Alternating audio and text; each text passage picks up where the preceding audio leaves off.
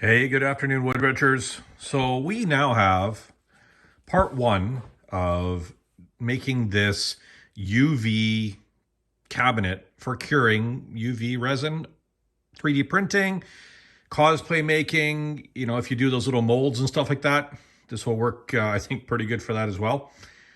My research has been that 405 nanometers is optimal for this curing of this type of resin.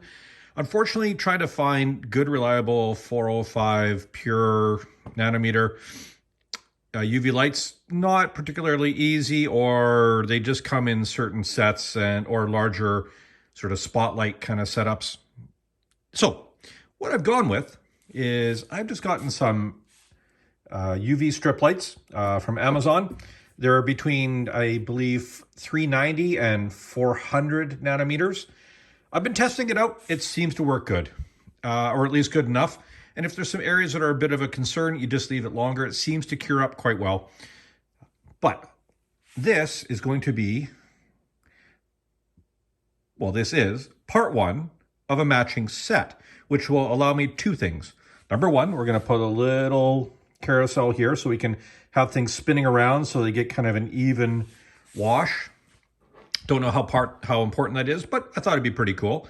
Number two is that I want to be able to stack one on top of the other for really big items.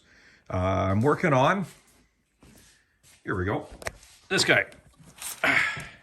So this is the Boba Fett's EE3 carbine prop, all printed up, 3D printed. I'm going to have to clean it up and do some a little bit of that UV resin on there. And I'm going to make a little thing so I can put this in here and it'll spin around while it's curing, just so that all those little nooks and crannies get light at all the different angles. I think with all the tape and all the shininess and all the LEDs there, I don't think it's going to be a problem. But what the heck, I'm going to make it really cool, and that way I'll be able to do it. So if I do one on top of the other, I can do the entire length of the whole prop. So let's work through it. Let's make the second half, and we'll go from there. All right, to start making the base, what we need is a few things. I have used my new T-square there. Seems pretty good. Got it from Banggood. Hooked on Wood had it. I thought, hey, what the heck, we'll give it a try. Bought the little one, liked it, bought the bigger one. I don't have a decent T-square, and that helps for layouts. It's in millimeters, metric. Being a Canadian, I can work in metric and standard. Although, once I get past about an eighth, I get confused, like the 16s and 32nds. Whatever, I'm good enough. I work with whatever happens. You need some foil tape. Reason for the foil tape is that the adhesive on the lights, number one, doesn't stick unless there's something smooth for it to stick to. Number two is you want some reflectivity so that the UV light gets bounced around a little bit. So we also need 4 small little brackets like this, little angle parts. They're going to sit on the bottom here, and that's what's going to hold the base and the sides together.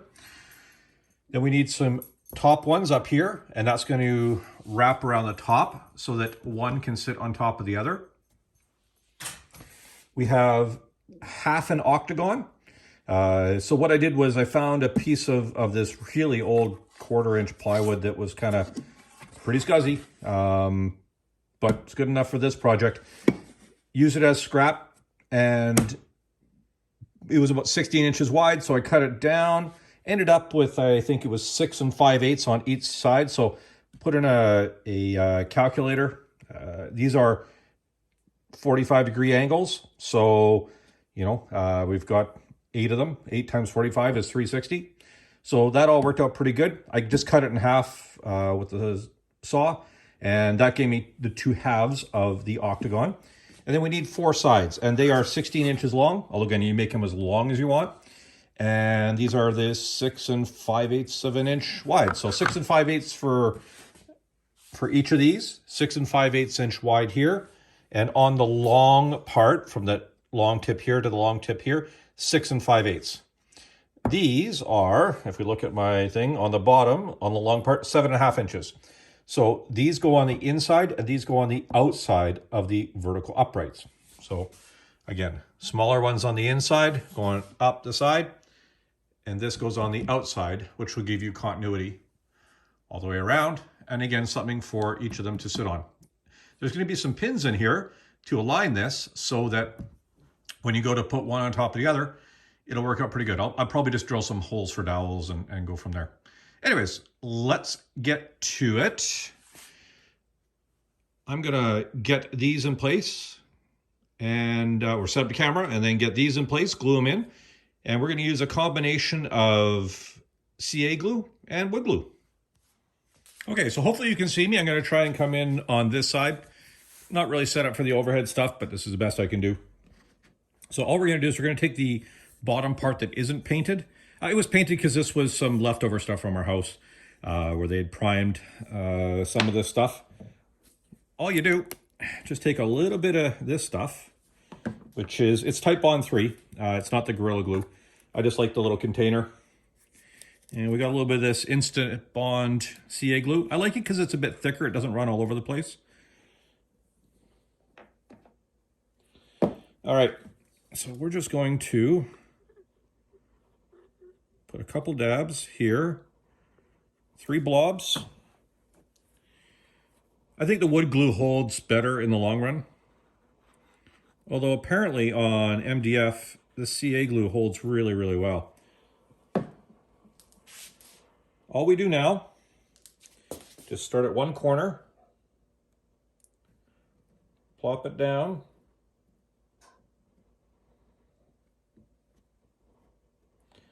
line it up, and just hold it down until that CA glue holds.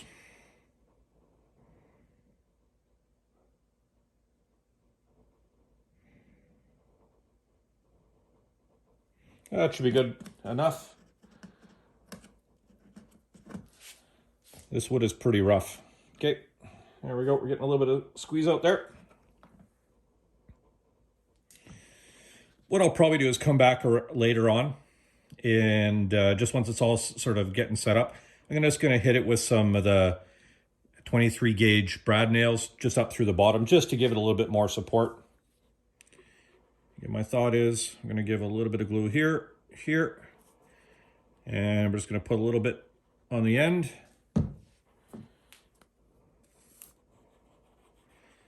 There we go.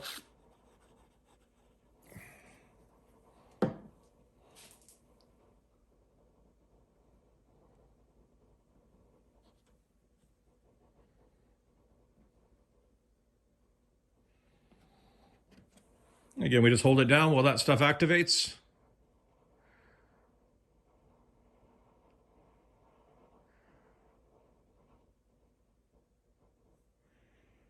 And that should be pretty good. I guess I could squirt a little bit of activator on there, but I generally find I don't need to.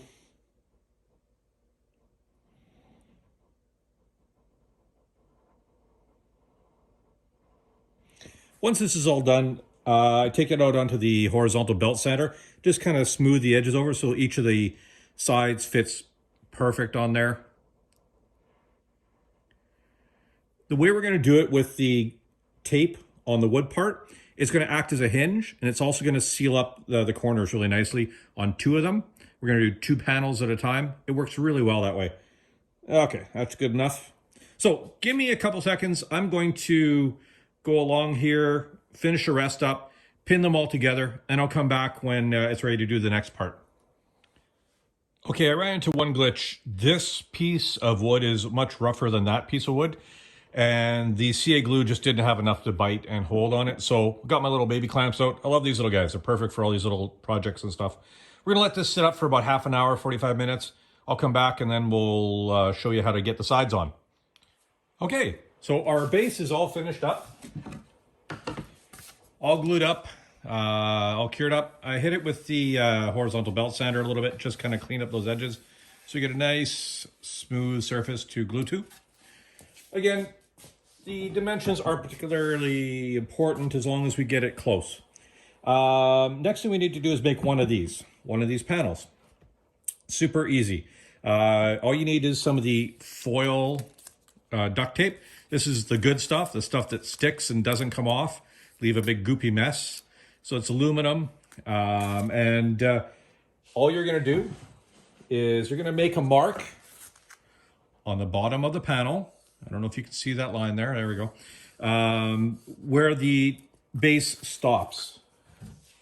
So it's really simple. There we go. Put it like that, make a mark, and the tape is going to go up from there. Now, the trick to this tape is you have the foil facing you this way.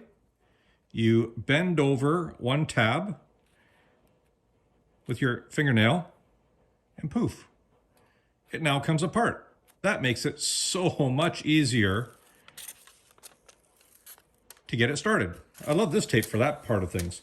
So all you do is you go to the very edge, start at the bottom, right where that line is, so you know where your glue line is. You're gonna extend some of the tape out.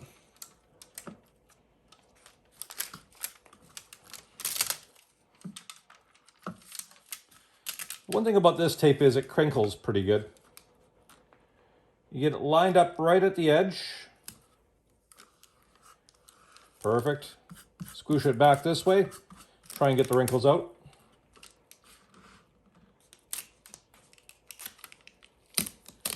And it sticks to itself really good, and it's going to make a heck of a mess. Sorry, I'm out of frame there. I'm just fighting with this tape. Normally it's pretty good, but when you try and do it on camera, it just doesn't work out quite so good. So anyways, you're going to get a strip along there. You're going to bring it all the way across this way. You get your other piece, and you start from this end right here, and you go all the way to this end, leaving a little bit of a space that way. So I'm going to get these two done, and then we're going to make these two boards into a single board with a hinge in the middle with the tape. Okay, you can see now why we came in from one side on this panel and from the other side on the other panel. Next, we're just going to get our roller. I happen to have this one from when I was doing edge banding and stuff like that. So if you have that, great. If not, a rolling pin, even a piece of foam with some fabric wrapped around it just to keep it from digging in, that'd be good. So I'm just going to give that a good rolling. Really seat that tape in nice and solid. I would strongly advise not just using your hands. This tape has sometimes it has a little bit of an edge, and I've done that in the past. Ended up with paper cuts or small cuts on the tips of all my fingers. That was not fun.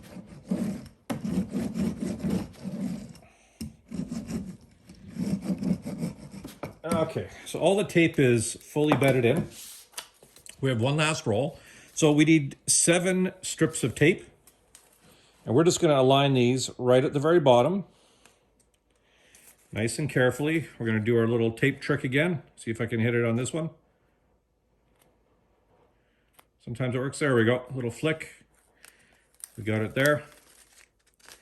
This is the harder one. So we start at the bottom again. We're going to make sure we keep the 2 boards nice and tight together. There we go. We want to keep that tape sort of right down the middle. Smooth it out a little bit. Keep the boards together.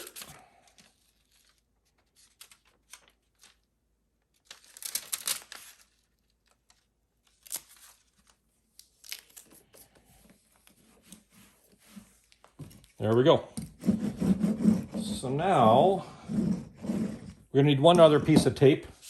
So we'll cut that right now because we'll figure that out in a minute. So we're going to go from the bottom to the top. Okay, so we have our 2 panels and our final piece of tape. And what we're going to do is we're going to get this set up with the panels here and the base here.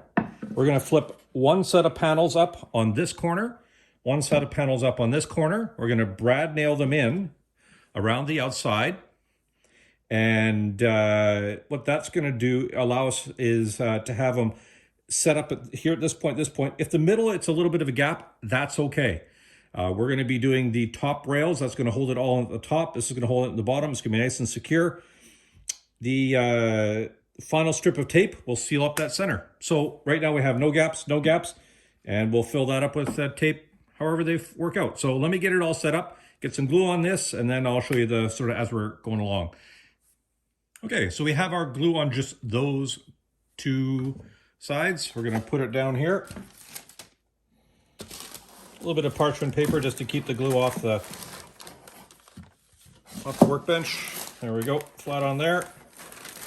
Squeeze that in there. Good. We make sure that corner's seated in nicely there. Perfect. You can see from the back here, it's well seated. There's a slight gap in the middle, but we're okay with that. We grab the pin nailer. Oh, better put some hearing protection on. Remember to keep your fingers out of the way. Again, these pin nailers, they don't have... oops, careful on that. This is a safety switch. So there's no bump stop on these things. You got to be really careful. So once it's in your hand, it's basically live. Safety switch, and then it fires once you hit that trigger. So be really careful. Okay, keep the fingers out of the way. Down and nice and tight. Sorry for the crappy angles, guys, but just gotta make sure it's all tight in there. We're gonna get one here. Good. Okay, we'll make sure this one's tight here.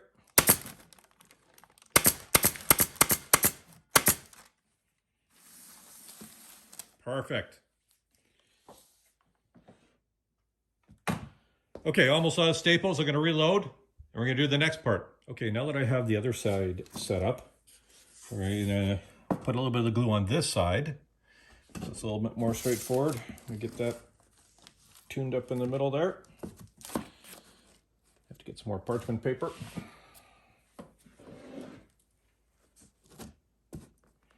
So again, we make sure it's set nicely in there.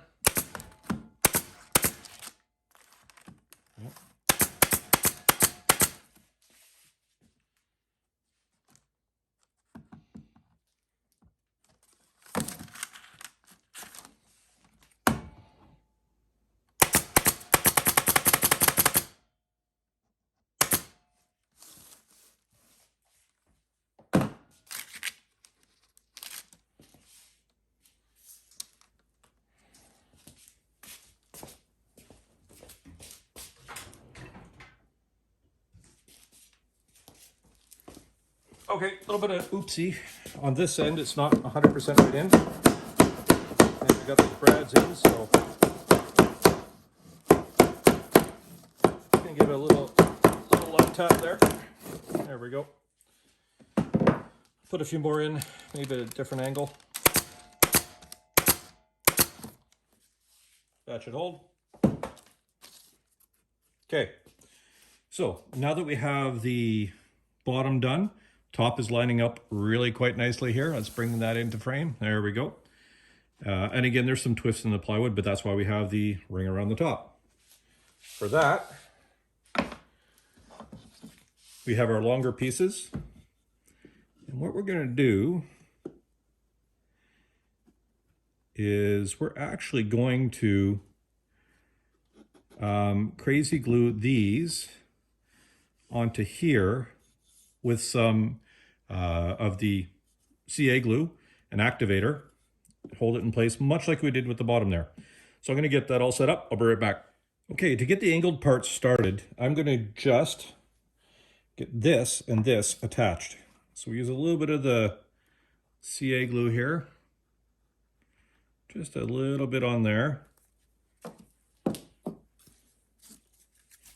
Give a little bit of activator on this end. Let that soak in. We're just gonna put it together in a nice tight miter like that. Give it its obligatory, I don't know, minute hold or whatever. So by having it on the bottom here, these two are all in line. Just be careful you got your miter as close as you can, and that really helps out. I like the parchment paper down here because the CA doesn't seem to stick to it, or if it does, it's easy to get off. And this is the leftover little bits of a roll that aren't enough for a baking project for the the family, so we're just gonna let it ride. Okay, that should be good enough. And that should be strong, or at least strong enough for what we need right now. So we're gonna go back to our previous way of doing things. We got some glue here. We're gonna put a little bit of a blob there. One at the end, one at the end, maybe one in the middle. I got a blob of our CA glue.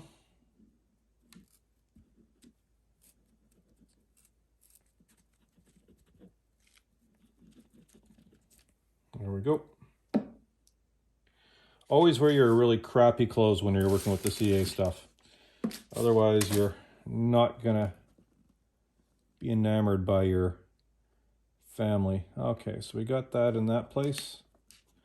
So we're gonna try and line it up so we get the joints fairly good there. There we go.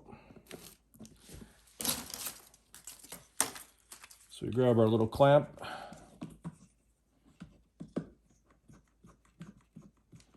Just to give us a little bit of stability there. Again, make sure it's lined up at the top here. Good.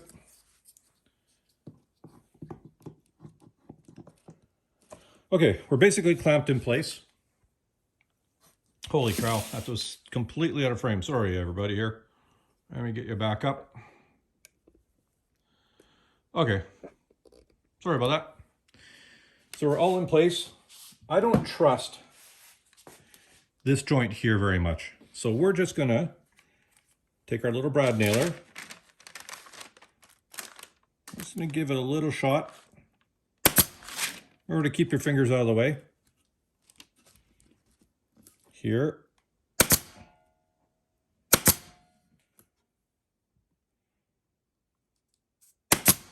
So we've got the 23 gauge pins. Again, what it's doing, I don't know, but it's hopefully going to give it a little bit more stability than just the CA glue. Afterwards, they're going to come through on the front face. We're going to pin nail through all the sides here into the MDF. I think it's going to be more than strong enough. It's going to be great. So let's get the other side on here. So the reason I like to do this is that way if the angle doesn't line up, we can move it back and forth, especially over here. This one's lined up. This one, if it's a little bit long, that's fine. We could always sand it off or make things a little bit different. So we're going to get a little bit of the CA glue on this side. Good. I'm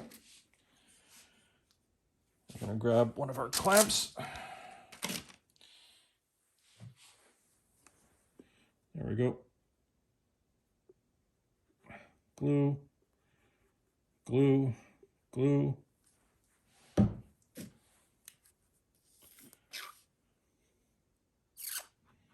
Some of that CA.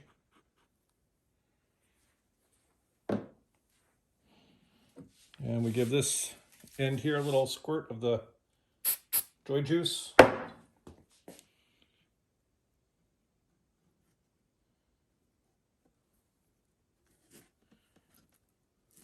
Hopefully it doesn't completely set up before I can get it in place. There we go. We're sticking good. There we go.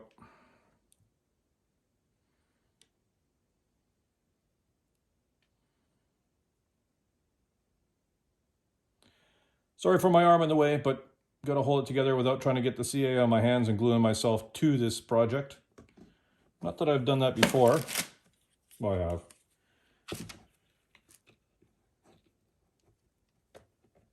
Give that a little clamp there, let that set up. Again, we're just going to give it a couple little pin nails across that joint.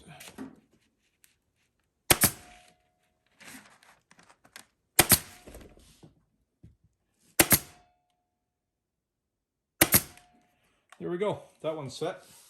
I'm going to do the other one off camera. It's going to have to be a lot of editing on this for me to make it look good.